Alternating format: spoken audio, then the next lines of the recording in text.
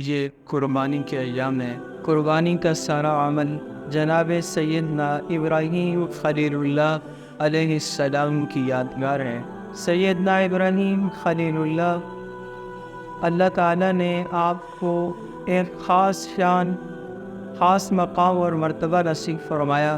اس کے ساتھ ساتھ حضرت ابراہیم علیہ السلام کی زندگی میں وہ تمام امتحانات آئے ہیں جو انسان تصور میں بھی نہیں لا سکتا۔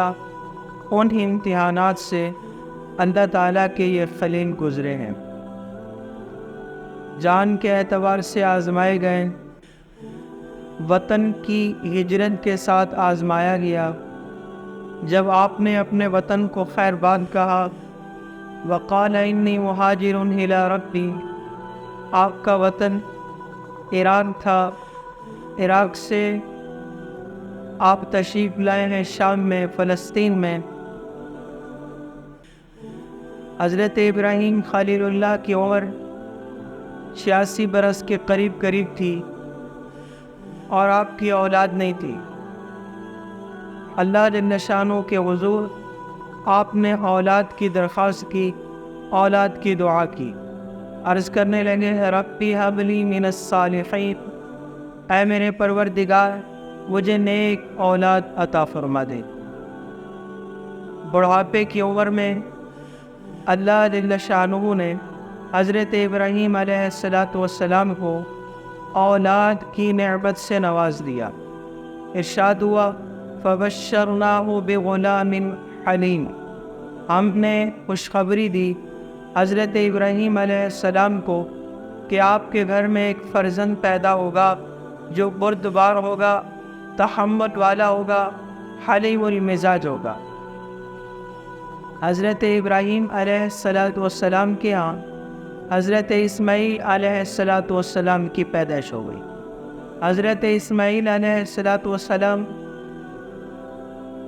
ابھی معصوم تھے، شیر خوار تھے، دودھ پینے والے تھے، اس کم عمری میں تھے۔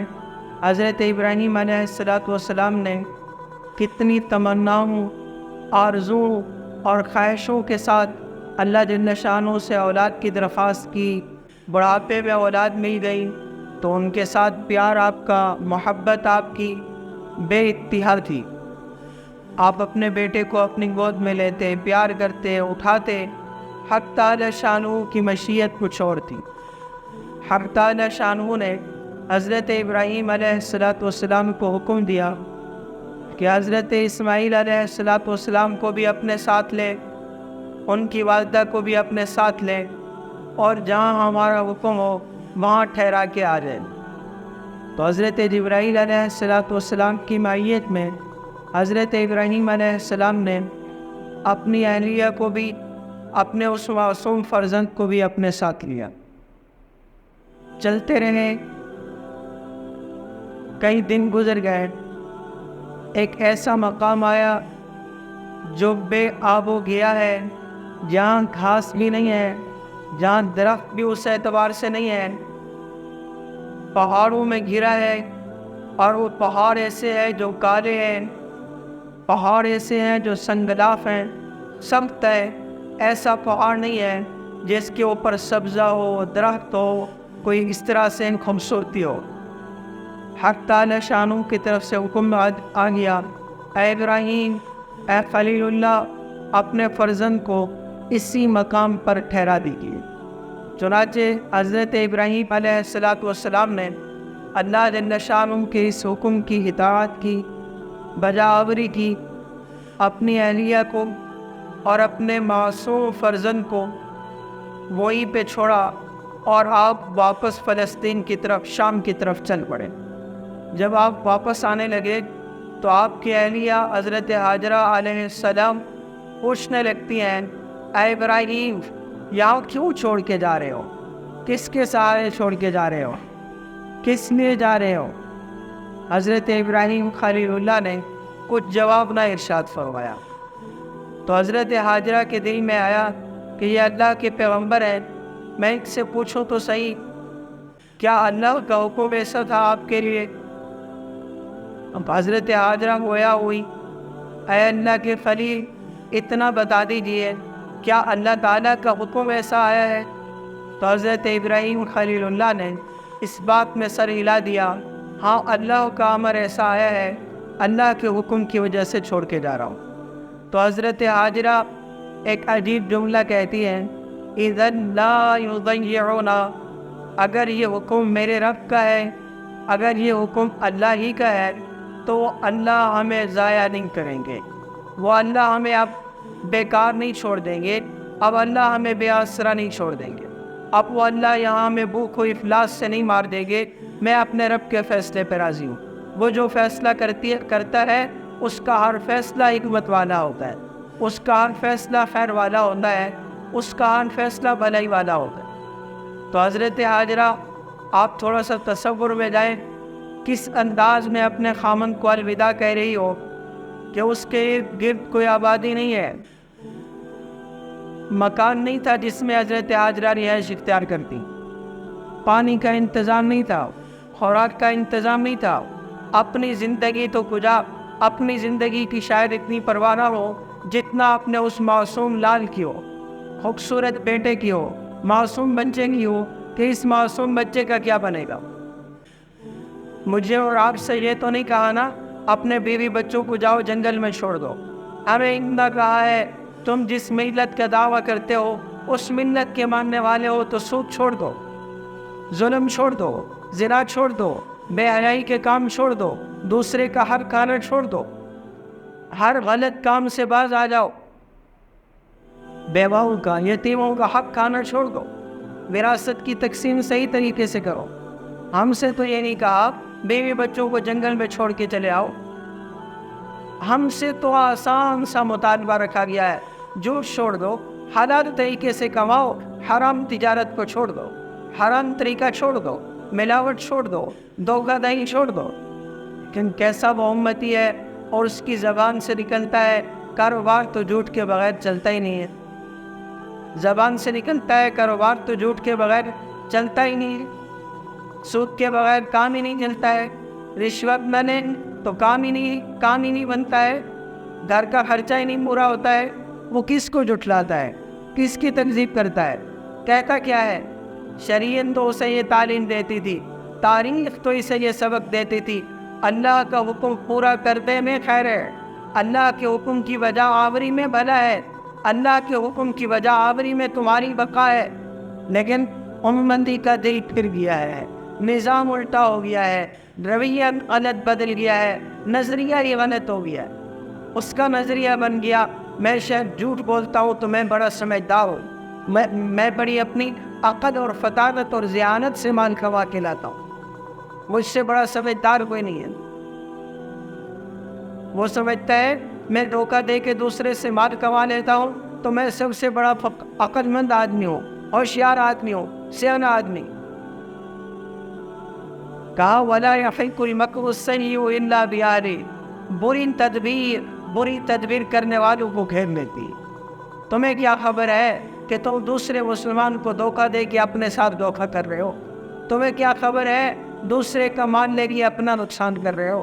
تمہیں کیا خبر ہے سود لے کے اپنا فائدہ نہیں کر رہے، اپنی آخرت اور اپنی دنیا بھی برباد کر رہے ہیں۔ کہا اماں ہاجرہ کا ایمان اس قدر پختہ تھا، وہ کہنے لگی اگر میرے رب کا حکم یہ ہے اماں ہاجرہ اس جنگل میں رہے گی، اس نشیب والی وادی میں رہے گی، ایسے سنگداں پہاڑوں میں رہے گی جہاں کی گرمی کی تپش بھی عام علاقوں سے زیادہ ہے، کوئی چھت نہیں ہے وہاں پہ کوئی درخت نہیں تھا جس کا سایہ ہو۔ کہا اگر اللہ کا امر ایسا ہے کہ مجھے اللہ کے خلیل یہیں چھوڑ کے جا رہے ہیں، میں اللہ کے اس فیصلے پہ بھی راضی ہوں، اور میرا دل کا یقین یہ ہے اِذًا لَا يُضَيِّعُونَا، میرا پروردگار مجھے ضائع نہیں ہونے دے گا، مجھے رسوا نہیں ہونے دے گا۔ اللہ کے خلیل یہاں سے جاتے ہیں، میں اگلی بات کی طرف بھی آؤں گا کہ ابراہیم خلیل اللہ نے کیا دعائیں کی ہیں جب اپنے گھر والوں سے اوجھل ہوئے ہیں، اور وہ قرآنی آیات کے ساتھ انشاءاللہ ہم پڑھیں گے۔ اس سے پہلے حضرت حاجرہ وہاں رہنے لگی۔ میں کہتا ہوں چشمِ تصور میں جاؤ آج سے 4000 سال پہلے، 4000 سال پہلے کا مکہ میں آپ کو بتا بھی نہیں سکتا ہوں، میں خود بھی نہیں سمجھ سکتا ہوں۔ ایک ایسی نشے والی وادی سمجھو آپ، اور وہاں رات کی تاریکی سمجھو، پہاڑوں کی تاریکی سمجھو، اور اس تاریکی کے اندر ایک معصوم عورت ہے اور ایک معصوم بچہ ہے۔ کوئی انسانیت نہیں ہے وہاں میں، دور دور تک انسان کا نشان نہیں، دور دور تک آبادیوں کا نشان بھی نہیں ہے، دور دور تک پانی بھی نہیں ہے، دور دور تک کہیں کھیتی اور پھل والا درخت بھی نہیں۔ اس میں جو رات آئی ہوگی، کس عالم میں حضرت ہاجرہ نے رات گزاری ہوگی، میں اگر کہوں تو بے جانا ہوگا۔ ستاروں میں بھی ٹوٹ ٹوٹ کے دیکھا ہوگا آج اس خاتون نے اللہ کے امر کے لیے کتنی بڑی قربانی دی۔ کچھ دن گزر گئے، 2 دن 3 دن، جو زادرہ تھا، جو پانی تھا، توشہ تھا، وہ بھی ختم ہو گیا۔ اب بچہ بھی بھوک کی وجہ سے بلبلانے لگ گیا، رونا لگ گیا، تڑپنے لگ گیا۔ اماں ہاجرہ کا سینہ بھی خشک ہے کہ کچھ غذا نہیں اندر گئی ہے کہ بچے کو دودھ پلا سکیں۔ پتہ بھی ہے یہاں وادی میں کچھ نہیں ملتا ہے، لیکن پھر بھی بچے کی محبت میں تڑپ کے سامنے صفا پہاڑی ہے، اس پہ چڑھ جاتی ہے، اپنی نظر کو فضا میں دوڑاتی ہے کہ کہیں کوئی پرندہ نظر آئے تو پانی کی علامت ہوگی، وہاں جاؤں گی، اپنے بچے کے لیے پانی لے کے آؤں۔ دور دور تک نگاہ دوڑاتی ہے، شاید کہیں کو گزرنے والا قافلہ نظر آئے، ان سے کہ پانی کی بوند مل سکے، شاید میرے بچے کی زندگی بچ سکے۔ نظر دوڑانے کے بعد کچھ نہ نظر آئے، نیچے کو اترتی ہے، نیچے کو جب جانے لگتی ہے تو نیچے جب آتی ہے تو آپ کو اپنا فرزند نظر نہیں آتا ہے۔ پہلے پہاڑی پہ تھی، ادھر ادھر بھی نگاہ جا رہی تھی، اپنے فرزند پہ بھی نگاہ جا رہی تھی، تو دل کو اطمینان و سکون تھا۔ اب جب نیچے والی جگہ پہ آ گئی، پہاڑی سے نیچے آ گئی، تو وہاں بیٹا نہیں نظر آیا ہے، تو وہاں دوڑ کے چلیے، دوڑ کے چلیے۔ آج بھی جن لوگوں کو اللہ تعالیٰ نے سعادت سے نوازا ہے، حج یا عمرہ یا وہاں پہ جانا ہوا ہے، تو وہاں دیکھتے ہیں سبز لائٹیں لگی ہوئی ہیں، انہیں عربی میں کہتے ہیں میلین اخضرین۔ وہاں پہ اماں ہاجرہ دوڑ کے گئی ہیں کہ میرا فرزند مجھے نظر نہیں آ رہا، کہیں ایسا نہ ہو میرے بچے کو کوئی تکلیف نہ پہنچ جائے۔ دوڑ کے جاتی ہے، سامنے مروہ ہے، پہاڑی ہے، وہاں چڑھ جاتی ہے، پھر وہاں سے نگاہ دوڑا رہی ہے، فضا میں کوئی پرندہ نظر آ جائے، کوئی دور سے گزرنے والا قافلہ نظر آ جائے، کہیں سے کوئی زندگی کی علامات نظر آئے، آبادی کی کوئی نشان نظر آئے، تاکہ میں اپنے بچے کے لیے پانی لا سکوں، کچھ نہ نظر آئے، پھر واپس آتی۔ پھر جب نیچے کی طرف گزرتی ہے، وعلیکم السلام، پھر جب نیچے کی طرف آتی ہے، نشیب والی جگہ کی طرف آتی ہے، پھر وہ دیکھتی ہے بچہ نظروں سے اوجھل ہے، پھر تیزی کے ساتھ دوڑ کے آگے چلی جاتی ہے۔ اللہ اکبر! آپ یقین جانیے یہ میرے دل کی کیفیت ہے۔ اللہ تعالیٰ نے مجھے 2 دفعہ سعادت سے نوازا ہے، میں 2 دفعہ گیا ہوں حرمین میں، جب بھی صفا مروہ کی سعی کیا، اللہ کی قسم بے اختیار آنکھوں میں آنسو آ جاتے تھے، اور ایک ہی آواز نکلتی تھی، اللہ اماں ہاجرہ کے حال پہ رحم فرمائیے۔ آج جس گیلری میں میں دوڑ رہا ہوں وہاں تو اے سی لگا ہوا ہے، وہاں ٹھنڈے پانی کا انتظام موجود ہے، ٹھنڈی ہوائیں آ رہی ہیں، اس کے باوجود یقین جانیے یہ پنڈلیاں درد کرتی تھی، پنڈلیوں میں درد۔ میرا اللہ اماں ہاجرہ کس عالم میں دوڑی تھی، کس قد میں دوڑی تھی، کس درد کے ساتھ دوڑی تھی، کس غم کے ساتھ دوڑی تھی۔ انسان کو اپنی نہیں، سب سے زیادہ عزیز انسان کو اپنی اولاد ہوتی، اولاد کے غم کے ساتھ نڈھال ہے، بھوک کے ساتھ نڈھال ہے، پیاس کے ساتھ نڈھال ہے، اور اس عالم میں نگاہ ہے اپنے بچے کی طرف، نگاہ ہے خالق کے کائنات کی طرف۔ میرا اللہ کہاں سے مجھے زندگی کی امید دلائے گا، کہاں سے میرے بچے کی زندگی کی امید ملے گی؟ اور وہ اللہ آزمائش دیکھ رہا ہے۔ پورے 7 چکر لگوا لیے اماں ہاجرہ سے، پورے 7 چکر لگوا لیے۔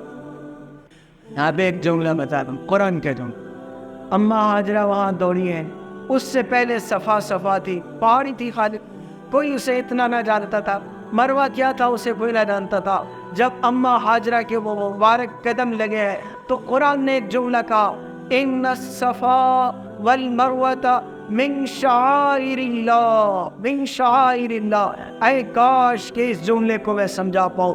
اللہ تعالیٰ فرماتے صفا اور مروہ اللہ کی نشانیوں میں سے ہے، میرے رب کی نشانی بن گئی صفا، میرے رب کی نشانی بن گئی مروہ، کہ وہاں اماں ہاجرہ دوڑ پڑی ہے۔ اب اللہ نے اس کو اتنا پیار کہہ دیا، اتنا پیار فرما دیا کہ صفا میری نشانی ہے، مروہ میری نشانی بن گئی۔ اللہ اکبر۔ اچھا، اماں ہاجرہ تو اکیلی دوڑ رہی تھی، وہ آج سے 4000 سال قبل دوڑ رہی تھی۔ اللہ کو وہ ادا اتنا پسند آ رہی تھی، وہ نقشہ اتنا پسند آ رہا تھا۔ کہا اے اماں ہاجرہ، اے ہاجرہ، اکیلی تم نہیں دوڑی ہو، اکیلی آج تم نہیں تڑپی ہو، دنیا میں آپ کے بعد آنے والے انبیاء بھی آئیں گے تو یہی دوڑیں گے، انبیاء بھی آئیں گے تو میں اس سے بڑھ کے بھی کہتا ہوں، امام الانبیاء، فخر الرسل، تمام کائنات کے سردار، رحمت للعالمین صلی اللہ علیہ وسلم تشریف لائیں گے، تشریف لائیں گے۔ وہ بھی عمرہ ادا کریں گے تو صفا پہ جائیں گے، مروہ میں تشریف لے کے جائیں گے اور دوڑ کے دوڑ۔ ہاں، اولیاء آئیں گے، بڑے بڑے نیک لوگ آئیں گے۔ کسی کا عمرہ قبول نہیں ہے، کسی کا حج قبول نہیں ہے جب تک کہ وہ اماں ہاجرہ کی وہ ادا تازہ نہیں کرے، جب تک کہ وہ اماں ہاجرہ کی ادا تازہ نہیں کرے۔ اب آج کہتے ہیں یہ کیسے ہو سکتا ہے، جھوٹ چھوڑے تجارت چل جائے، کیسے ہو سکتا ہے؟ کیسے؟ کس کو سمجھاتے ہو کیسے ہو سکتا ہے؟ میرے رب کے حکم کی اطاعت کرو، اللہ کی قسم میرا رب ایسے راستے نکالتا ہے انسان سوچ بھی نہیں سکتا۔ ہم سے تو اتنی آزمائش نہیں ہوئی ہے جو آزمائش ان لوگوں نے کاٹی، ہم سے تو وہ مطالبے بھی نہیں ہے جو وہ مطالبے ان سے تھے، ہم سے تو آسان سے مطالبے ہیں، میرے فرائض کو بجا لاؤ، فرائض کو بجا لاؤ، میں جن چیزوں سے روک رہا ہوں ان کے رکنے میں تمہارا فائدہ ہے، رک جاؤ، شراب چھوڑ دو، جوا چھوڑ دو، حرام چھوڑ دو، اللہ کی قسم انسانیت کی بقا اس میں، اس سے روکا ہے، ہم سے تو نہیں کہا ہے تم سے پانی چھین لیا گیا ہے، غذا چھین لی گئی ہے، ہفتہ ایسا گزر گیا ہے کہ زمین پانی نہیں دیتی ہے، آسمان سے پانی نہیں برستا ہے، پانی کی بوند بوند کے لیے انسان ترس گیا، ہم سے تو ایسا امتحان نہیں لیا، ایسا امتحان نہیں ہے۔ اس کرب سے گزری ہوگی حضرت ہاجرہ، کوئی تصور کر سکتا ہے؟ اچھا، ادھر سے 7 چکر پورے ہوتے ہیں، پھر اپنے بچے کی طرف نگاہ پڑتی ہے، وہ اسماعیل علیہ السلام پیاس کی وجہ سے، بھوک کی وجہ سے اپنی مبارک ایڑیاں زمین پہ لگا رہے تھے، زمین پہ لگا رہے تھے، وہ ان ایڑیوں سے میرا رب وہ پانی کا چشمہ نکال دیتا ہے، پانی کا چشمہ نکال دیتا ہے، اور ایسا پانی نکالتا ہے جو بھوکے کے لیے بھوک مٹا دینے والا ہے، پیاسے کے لیے پیاس مٹا دینے والا ہے۔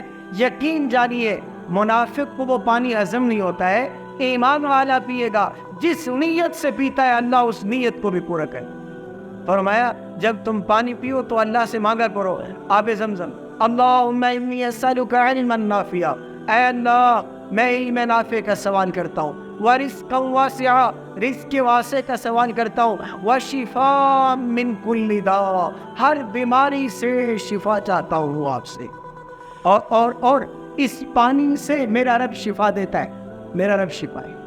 اچھا، حضرت ہاجرہ وہ دیکھتی ہیں پانی نکل رہا ہے اور پانی کا چشمہ پھوٹ رہا ہے اور وہ پانی آگے جانا چاہتا ہے، اماں ہاجرہ وہ 7 کنکر پتھر جمع کر رہی ہے، مٹی جمع کر رہی ہے اور اسے روک روک کے کہہ رہی ہے زم زم زم، عبرانی زبان کا لفظ ہے، عربی اس وقت تک نہیں تھی، عربی قبیلہ جرم آ کے آباد ہوا ہے، پھر عربی آئی، تو وہاں پہ اماں ہاجرہ کہہ رہی ہے زم زم زم، رک جاؤ رک جاؤ، وہ پانی وہاں رک گیا ہے۔ آپ صلی اللہ علیہ وسلم کا فرمان ہے اللہ اماں ہاجرہ پہ رحم فرمائے، اگر وہ نہ کہتی زم زم تو یہ چشمہ بہنے والا ہوتا، ایک ہی جگہ پہ رکا ہوا نہ ہو۔ اچھا، آپ اگر غور فرمائیں پورے مکہ مکرمہ میں جو اور پانی ہے وہ کیسا ہے؟ اور پانی تو استعمال کے قابل نہیں ہے، پینے والا تو نہیں ہے۔ یہ کیا میرے رب کی نشانی نہیں ہے؟ کیا یہ میرے رب کی قدرت نہیں ہے؟ جہاں پٹرول عام ہو، پانی کم ہو، وہی سے اللہ ایسا پانی جاری کرے جو دنیا کا سب سے بہترین پانی، دنیا کا سب سے بہترین پانی، بلکہ اس سے بھی بڑھ کے علماء نے کہا جنت کے پانی سے بھی آب زمزم افضل ہے۔ جس وقت جناب نبی کریم صلی اللہ علیہ وسلم کو معراج میں لایا گیا، شرک صدن کا معجزہ ہوا ہے، آپ صلی اللہ علیہ وسلم کے قلب مبارک کو آب زمزم کے ساتھ دھویا ہے، آب زمزم ہے، نہیں تو جنت سے پانی آیا جا سکتا تھا، آب زمزم سے دھویا ہے. معلوم ہوتا ہے آب زمزم اللہ کو جنت سے بھی زیادہ پسند ہے. اچھا حضرت ابراہیم خلیل اللہ اپنے گھر والوں کو یہاں چھوڑ کے گئے تو جب تک نظر آ رہے تھے تو آپ چلتے گئے. جب درمیان میں پہاڑ عین ہو گئے, نظر آنا بند ہو گئے, ابراہیم خلیل اللہ اپنی سواری سے نیچے تشریف لاتے ہیں. اور حضرت ابراہیم خلیل اللہ نے وہاں کچھ دعائیں مانگی. وہ دعائیں اللہ کو پسند آئیں اور وہ قرآن کا حصہ بنیں. یہ 13واں پارہ ہے سورت ابراہیم. اس میں ایک سورت مبارکہ ہے, آیت مبارکہ نمبر 35 سے لے کر آیت مبارکہ نمبر 41 تک برابر حضرت ابراہیم علیہ السلام کی دعا ہے. میں آخری 5 منٹ میں صرف اس دعا کے حوالے سے بات کروں گا. اللہ تعالیٰ فرماتے اے میرے محبوب لوگوں کو سناؤ وہ بات جب ابراہیم نے اپنے رب سے درخواست رب اجعل ھذا البلد آمنا, اے میرے پروردگار یہ جس جگہ میں اپنے گھر والوں کو چھوڑ کے جا رہا ہوں یہ شہر بسنے والا ہے, اس شہر کو امن والا بنا دے, امن والا بنا دے. ابراہیم خلیل اللہ کی یہ دعا قبول ہو گئی. تاکہ امن والا ہے. شروع سے لے کر آج تک بھی اس کے اندر قتل نہیں کیا جا رہا ہے, کبھی قتل نہیں کیا جا رہا, حتیٰ کہ مشرکین ان میں بے تحاشا خرابیاں پیدا ہو گئی تھی لیکن حرم کی حدود کا تحفظ کرتے تھے. حرم کی حدود میں اپنے باپ کے قاتل کو بھی کچھ نہیں کہنا. ایک دعا. دوسری دعا مانگی اے اللہ وجنبنی وبنی ان نعبد الاصنام, اے اللہ مجھے بھی میری اولاد کو بھی بتوں کی پرستش سے بچائے رکھ. ربی انہن اضللن کثیرا من الناس, اے میرے پروردگار یہ غیر آپ کے یہ لوگوں کو اللہ کی ہدایت سے روکنے کا سبب بنتے ہیں. اے اللہ ان بتوں کی وجہ سے بہت سارے لوگ گمراہ ہوئے ہیں. اے اللہ مجھے بھی میری اولاد کو بھی غیر اللہ کی بندگی سے روکتے رکھنا. آگے دعا فرماتے ہیں فمن تبعنی فإنہ منی, جو میرے راستے پہ چلے گا توحید پہ چلے گا, ایک اللہ کی وحدانیت کا اقرار کرے گا, دل سے زبان سے کہہ دے گا اے میرے رب تیرے سوا اور کوئی بندگی کے لائق نہیں, تیرے سوا اور کوئی نہیں جس کے سامنے زمین نیاز جھکاؤ. اے اللہ جو میرے راستے پہ چلے گا فإنہ منی, وہ ہے ملت ابراہیم پر, وہ ہے میرے طریقے پر. ومن عصانی, جو میری نافرمانی کرے گا تیری بندگی کو چھوڑ دے گا تیرے ساتھ کسی کو شریک بنا دے گا فإنہ غفور رحیم. ابراہیم علیہ السلام میں بڑی نرمی تھی, بڑی کہا اے اللہ آپ بڑے معاف کرنے والے, آپ بڑے مہربان ہیں. اے اللہ اس کو بھی ہدایت دے دینا, اس کو بھی صراط مستقیم دے دینا. آگے اللہ تعالیٰ سے ایک عجیب دعا کی اے میرے پروردگار انی اسکنت من ذریتی بواد غیر ذی زرع, اے اللہ میں اپنے بچوں کو ایسی وادی میں چھوڑ کے آ رہا ہوں, ایسی جگہ پہ چھوڑ کے آ رہا ہوں غیر ذی زرع, جو کھیتی کے قابل نہیں ہے.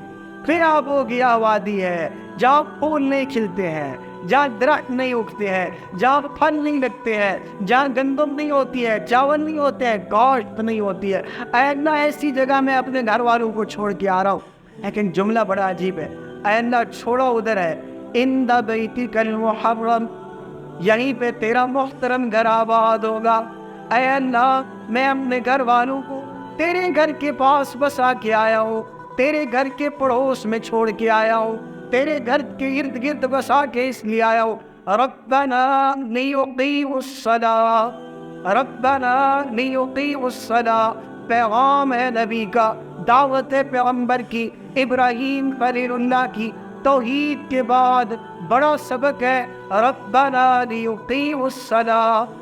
اے اللہ تیرے گھر کے آس پاس اس لیے چھوڑ کے آیا ہوں میری اولاد نماز قائم کرنے والی بنے, اس لیے کہ نماز قائم جب ہوگی برائیوں کا خاتمہ ہوگا. نماز قائم جب کی جائے گی نماز بے حیائی سے روک دے گی, نماز بری باتوں سے روک دے گی. ہاں نماز پڑھنا نہیں, نماز قائم کرنا. جس دن نماز قائم کی جائے گی میرا رب انشاءاللہ برائیوں کا خاتمہ کر دے. نماز میں ایک طاقت ہے, نماز میں ایک قوت ہے, اور وہ ایسی قوت ہے کہ برائی سے ٹکراتی ہے, برائی سے ٹکراتی ہے. بالآخر نماز والی بھلائی کی طاقت غالب آ جاتی ہے برائی. قوم شعیب تھی نا, قوم شعیب حضرت شعیب علیہ السلام انہیں کہتے تھے اے میری قوم ناپ تول میں کمی مت کرو. ان کے اندر جو خرابی تھی نا وہ ناپ تول میں کمی کرنے کے, وزن صحیح نہیں تولتے. تو حضرت شعیب علیہ السلام انہیں روکتے تھے. تو اس پر قوم والوں نے کیا کہا, الصلاۃ تأمرک ان نترک ما یعبد آباؤنا. کہنے لگے اے شعیب لگتا یہ ہے کہ تیری نماز میں یہ طاقت ہے کہ تیری نماز ہمیں ان برے کاموں سے روکتی ہے. نماز ان برے کام, اور اللہ کی قسم جس دن امت مسلمہ نماز قائم کرنے والی بنے گی نتیجہ یہ نکلے گا اس میں خیر غالب آ جائے گی, برائیاں ختم, بھلائی غالب آ جائے گی, بدی مٹ جائے. تو اللہ کے پیغمبر اللہ سے کہہ رہے ہیں اے اللہ میری اولاد نمازی بنے. کیا کہتے ہیں, اے اللہ میری اولاد نمازی بنے. میری کوشش ہے میرا بیٹا ڈاکٹر بن جائے, میری کوشش ہے میرا بیٹا اچھا تعلیم یافتہ بن جائے, اچھا تاجر بن جائے, اسے باہر کا ویزا مل جائے. یہ کیوں نہیں کوشش, میرا بیٹا نمازی بن جائے. اگر میں اتنا فوکس اس بات پہ کروں میرا بیٹا نمازی بنے, میری اولاد نمازی بنے, میرا رب رزق کی ضمانت خود لے لے. پہلی چیز تو تھی نماز پہ آنا, پہلی چیز تو تھی اللہ کے اس فریضے کی ادائیگی کرنا. توحید کے بعد ابراہیم خلیل اللہ نے اللہ سے عرض کیا باری تعالی ربنا لیقیموا الصلاۃ, یہ ابراہیم خلیل اللہ کی دعا ہے. دوسری بات عرض کی فاجعل افئدۃ من الناس تہوی الیہ, اے میرے رب میں تو اکیلے میں بسا کے آ رہا ہوں, اکیلے چھوڑ کے آ رہا ہوں اسماعیل, اکیلے چھوڑ کے آ رہا ہوں اپنی اہلیہ کو. اے اللہ قبیلوں کو لوگوں کو اس گھر کی طرف متوجہ کر دے, اس شہر کی طرف ان کے دلوں کو پھیر دے. ابراہیم خلیل اللہ کی یہ دعا بھی قبول ہو. آج بھی اللہ کے فضل سے 25 لاکھ مسلمان پورے عالم سے اللہ کے اس گھر کی طرف کھینچ کے گئے. 1 سال ہے نا, پچھلے سال, اس سے پچھلے سال, اگر غور کریں. اچھا مزے کی بات یہ ہے جو ایک دفعہ جائے نا اگر حج یا عمرہ مقبول ہو تو یقین جانیے اس کی تڑپ نہ دیکھنے والے سے زیادہ ہوتی ہے, نہ دیکھنے والے سے اس کی تڑپ اور بڑھ جاتی ہے کہ میں اللہ کی اس گھر کی زیارت پھر کروں, میں اللہ کی اس گھر کا طواف پھر دیوانہ ہو. 24 گھنٹے بارش ہو, آندھی ہو, طوفان ہو, حالات کیسے ہو, میرے رب کے گھر کا طواف چلتے ہی, میرے رب کے گھر کی طرف دیوانہ وار اللہ جل شانہ سے محبت کرنے والے بے سختہ اس کے گھر کی طرف دوڑ کے جا رہے ہیں. یہ ابراہیم علیہ السلام کی دعا ہے. دوسری دعا میں فرمایا وَارْزُقْهُم مِّنَ الثَّمَرَاتِ لَعَلَّهُمْ يَشْكُرُونَ. وقت تھوڑا رہ گیا, میں ایک بات کہتا ہوں. حضرت نے عرض کیا ہے اللہ میری اولاد کو پھلوں میں سے رزق دینا, لَعَلَّهُمْ يَشْكُرُونَ, لَعَلَّهُمْ يَشْكُرُونَ, میری اولاد تیری شکر گزار بن سکے. میں اپنا محاسبہ کروں, آپ اپنا محاسبہ کریں. میرے رب نے کتنی نعمتوں سے نوازا ہے, کتنی نعمتوں سے نوازا. میں کہتا ہوں پہلے زمانے سے زیادہ مجھے اور آپ کو سہولتیں میسر ہیں. وہ بادشاہ کو بھی ہوا دینے کے لیے سر پہ وہ کھڑے ہوتے تھے, بڑے پنکھا دینے کے لیے. وہ پھل لانے کے لیے شاید کوئی اتنا عمدہ پھل اتنا جلدی نہیں پہنچ سکتا تھا بادشاہ کو بھی جتنا اس وقت میں غریب آدمی کو عمدہ پھل میسر ہے, عمدہ پھل میسر. ہم نے ان نعمتوں پر کتنا اپنے رب کو شکر ادا کیا. لعلکم یشکرون. نبی کی دعا یہ ہے اللہ میری اولاد کو رزق دینا تاکہ میری اولاد تیری شکر گزار بن سکے. اللہ ہم سب کو حضرت ابراہیم خلیل اللہ کی صحیح دعوت سمجھ صلی اللہ علیہ وسلم یہ ملت کا اتباع نصیب فرمائے. وما علینا الا البلاغ.